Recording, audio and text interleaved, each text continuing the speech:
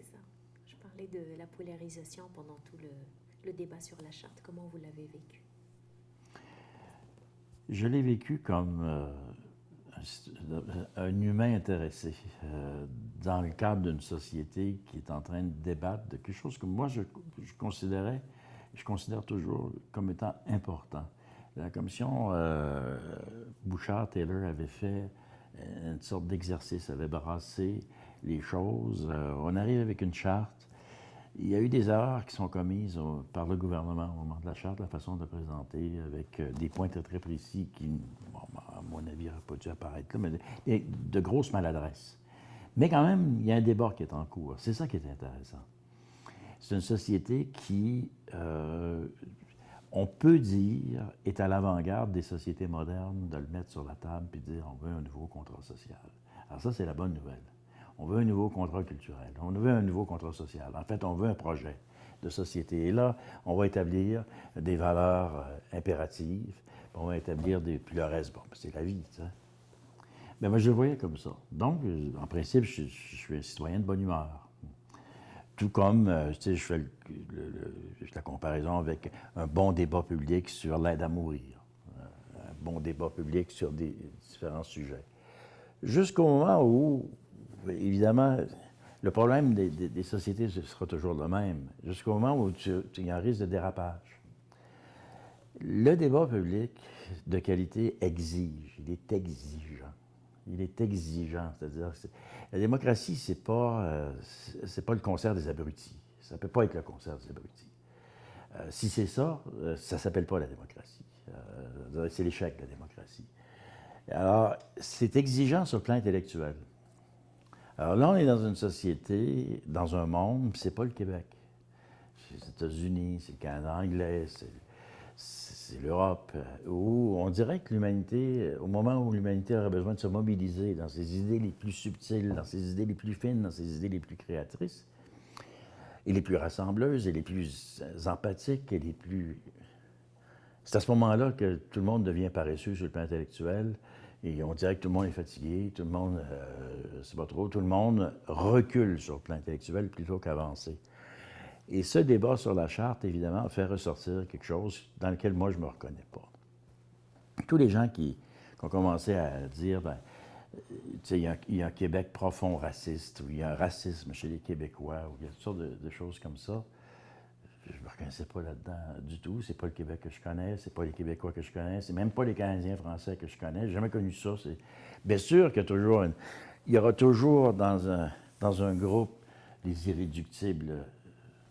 J'ai toute ma vie, j'ai travaillé devant la vie publique pour l'ouverture contre le racisme et tout ça, mais j'ai jamais dramatisé.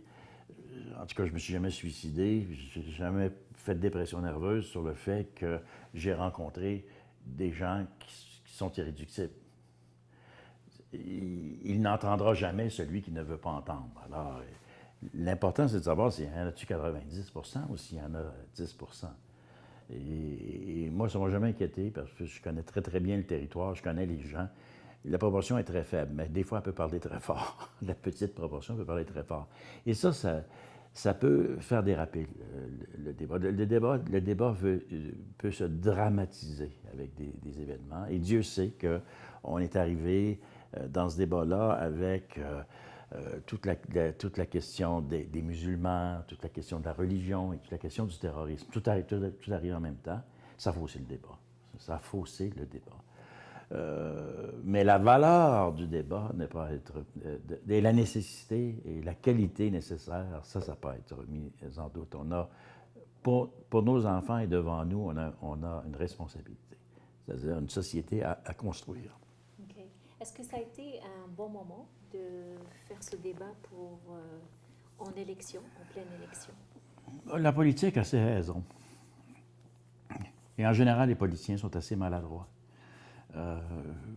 Moi, la politique là-dessus m'intéresse très peu. Ça va vous surprendre peut-être, mais je ne suis pas un passionné, moi, de politique.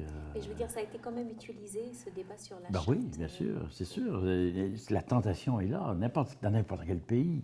la tentation du politicien pour aller chercher des appuis, etc. Il va sentir un peu il va sentir la nervosité des gens, puis il va aller dans ce sens-là.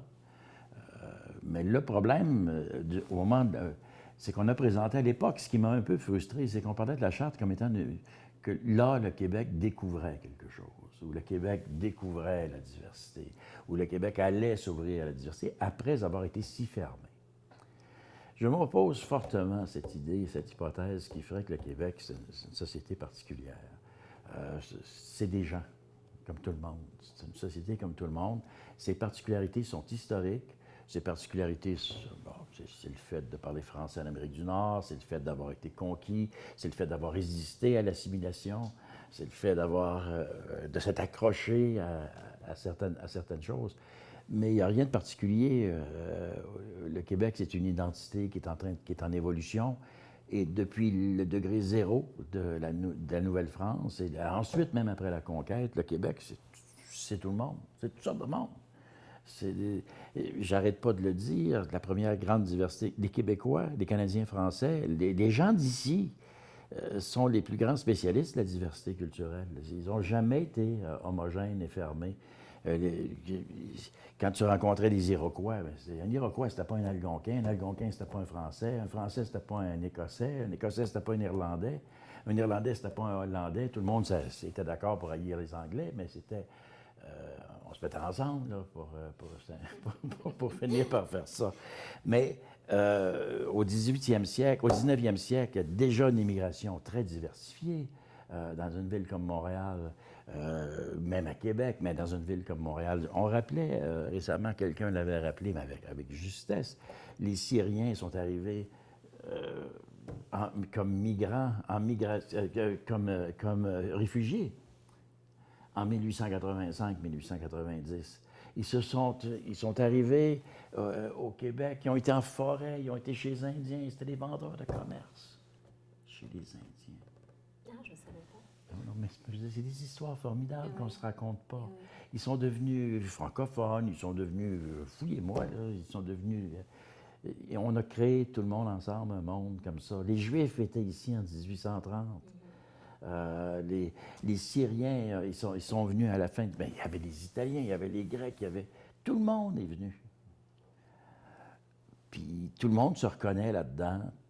Puis on est en train de créer un monde.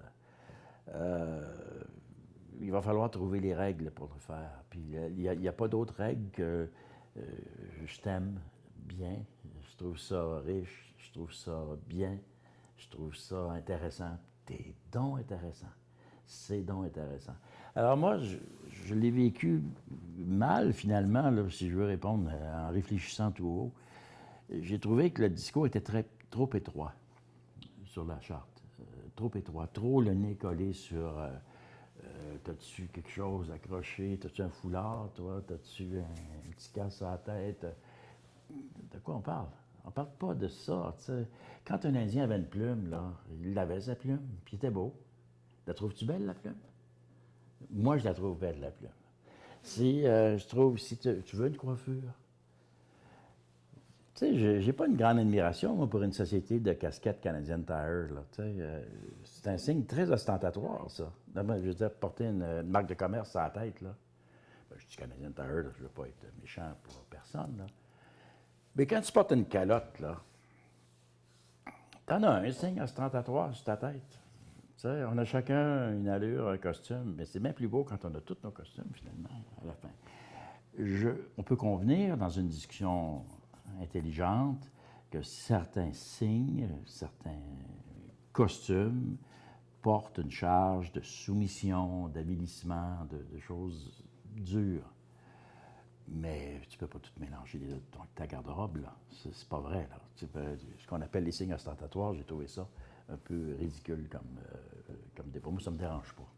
Ça me dérange pas. Je peux être comme ça, là, mais je peux être autrement. Puis je pourrais me mettre, je ne sais pas quoi, d'ailleurs, ce qui me viendrait à l'esprit, moi, je me disqualifie, mais là-dedans, mais il reste que c'était un débat qui n'avait pas assez de profondeur historique et qui n'avait pas assez de volonté de rapprochement, finalement. Et de volonté de se dire, mais c'est ensemble qu'on va faire ce monde-là. C'est tout le monde ensemble. C'est tout le monde ensemble. Regarde là, dans 30 ans, dans 40 ans, dans 50 ans, ça vient vite. Là. Le monde, il va être comment? Et il y a trop de belles choses ici pour qu'on ne réussisse pas. Est-ce que cette peur, parce que finalement ce qui revient beaucoup, le signe ostentatoire qui revenait beaucoup, c'était le hijab, est-ce qu'il n'y a pas eu un glissement pour aller faire un peu comme les Français de France? Juste une seconde, s'il vous plaît.